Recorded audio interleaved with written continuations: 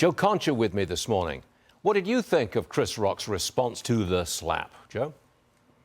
I think from the very beginning, almost a year ago, Stu, Chris Rock has handled this perfectly. He stayed above the fray to this point. And I like what he had to say about how he was raised right by his mother and his father, and he doesn't play the victim, as so many public figures do in these situations in order to gin up sympathy. And I think what we're seeing more and more from comedians now, Stu, those who are politically incorrect and don't cater to this illusion of a woke mob on social media, they're the ones with the most staying power. You know, Chappelle or Seinfeld, Maniscalco, Chris Rock, Bill Maher, they all rejected being told what is and what is not funny, and they just go about doing their jobs and being equal opportunity offenders, and good for them. But here's what stands out, as Chris just pointed out. Will Smith and Jada Pinkett have an open relationship. That's been an open secret that nobody denies. And it's just hilarious that he was defending her honor, all while embracing what is essentially the open borders marriage proposal or marriage model that, you know, I've spoken to my wife about, but she wants no part of, Stu, for whatever reason.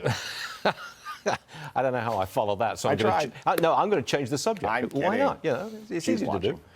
This is serious stuff. Tennis star Novak Djokovic has withdrawn from the Indian Wells tennis tournament in California after his special request for a COVID vaccine waiver was rejected by Homeland Security. I find this ridiculous, Joe. Why are COVID vaccines still an issue when the pandemic is over?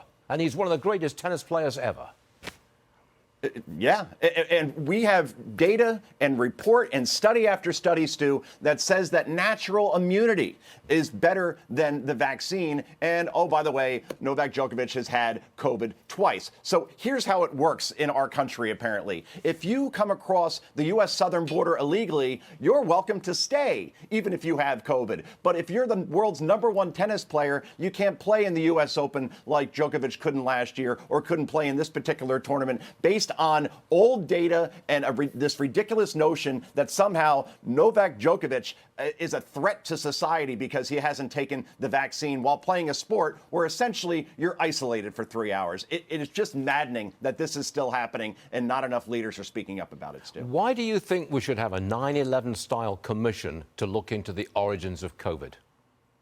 Well, you know, 36 months later, after COVID first, this pandemic hit our shores, Stu, the death toll stands at more than 1.4 million Americans, 6.8 million people worldwide. And look, businesses were shut down. Some never recovered. Schools were shuttered. Mental health issues, alcoholism, drug use, suicide skyrocketed, all from the isolation that happened there. So it only makes sense, even though we're completely divided, it seems these days, for a COVID commission in the bipartisan, sober spirit of the 9/11 Commission to be formed, because there's so many questions that need to be answered, right? Did COVID come from a bat in a wet market in Wuhan, or did it come from a lab that studies, you know, coronaviruses in the area? Both the FBI and Department of Energy now say it likely came from the latter. And what was the final result of shutting down? That was the biggest question I wrote about in this column. Sweden did, for the most part, you may remember, Stu. And according to a report by the Kaiser Foundation, researchers concluded among 11 wealthy nations, Sweden had no excess mortality rate for people under 75, while the U.S. had the highest excess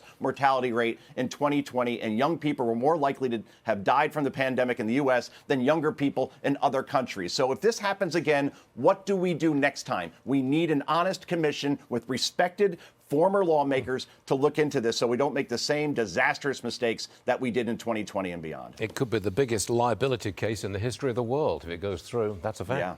Joe Concha, thank you very much point. indeed, sir. We'll see you again soon.